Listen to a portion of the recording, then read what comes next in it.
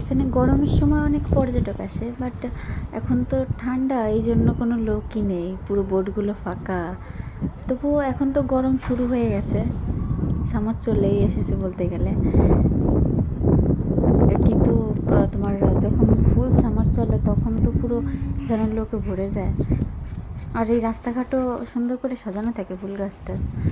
আর এই যে হচ্ছে কি 2500 বছর পুরনো ঘরবাড়ির সেই স্তূপ ভাঙাচোরা, কি জানি বাবা, একে দেখার কি আছে। কাচের ঘরের ভেতর আটকে রেখেছে। এই যে রান্নাঘর যেমন মাটির জিনিসপত্র, এই যে এটা হচ্ছে কি, মনে হয় মোমো বানানোর তা না কি, মোমো তৈরি করতে হয় মনে হয় এটা দিয়ে, জানি না। এই সবই জিনিসপত্র এর আবার এগুলো দেখে। এখন কোনো এখানে ট্যুরিস্ট নেই। প্রথম যখন আমি এখানে সামারের সময় গেছিলাম তখন যা পরিমাণে ট্যুরিস্ট ছিল, আমি যে এরা এটা কী দেখছে। ওটা দেখো ভাঙাচোরা, মানে মাটির ঘর, 2500 বছরের আগে সেই লিখে রেখেছে, তো কাচের ভেতরে দিয়ে রেখেছে, কেমন পারা দেখতে।